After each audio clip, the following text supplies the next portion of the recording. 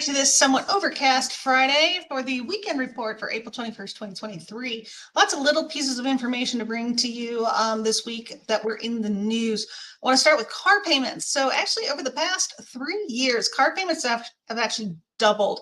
The average right now is $800 a month, and 17% of car payments are over $1,000. It's pretty steep. And so when you're trying to qualify for a home in a Denver market that's already high priced, and then you have higher interest rates, that car payment can be detrimental to your qualification and how much you do qualify for. So just in some interesting news there.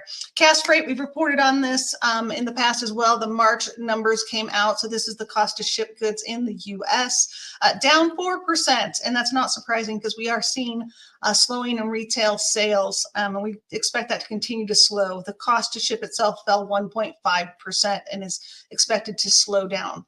New homes. When we talk about, when we talk about home inventory, new construction usually makes up 10% of the inventory levels, and the rest is all existing homes, resales. Right now, new construction is actually making up 30% of home sales inventory, and that is because, as not to be surprising, is that people that own homes don't want to sell in this market. They don't want to buy into a higher cost home with higher interest rates when they're sitting on a 2, 3, or 4% interest rate at this point in a home that's adequate.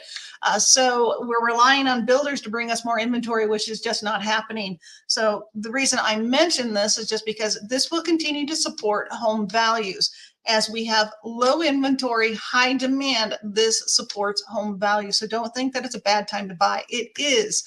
We can find the right product for you that makes it make sense. Biggest market mover this week was the Ballard talking about interest rate hikes again, wanting to do 75 basis points. That at this point is basically an overcorrection. He's not accounting for what they've already done. Remember, it takes about 6 months to realize the impact of what the Fed hikes do on the economy. And we just haven't, we've reached a point where there is a pinch and they're just not reading the numbers right. They think that the employment numbers are really strong, which absolutely, I get it, 3.6%. It's good. But we are seeing within that report that take-home pay is down, which means people are probably working fewer hours, whether that's they're not working as much or their hours have been cut back. But when you're making less pay, that money doesn't go back into the economy. That means the economy can slow. So this week also NAR released a net wealth report, shows that those homeowners that have a median priced home actually appreciated $190,000 over the last 10 years. That's a fantastic increase in wealth.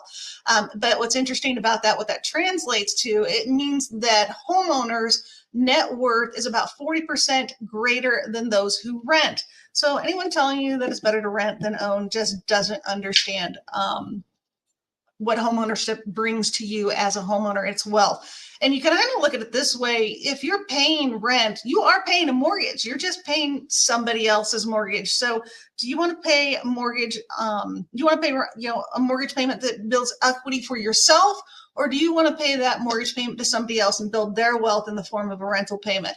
Just consider that. So mortgage apps, we've talked about this, what they've been doing, trending week over week, and they were down 10% for purchases week over week and 6% for refis. And I think that just speaks to the fact that the rates have been volatile.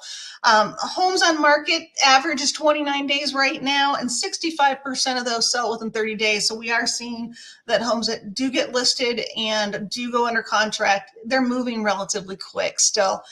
Initial jobless claims up 5,000 and continuing claims actually up 61,000. So this begs the question, are people just having a hard time finding a replacement job?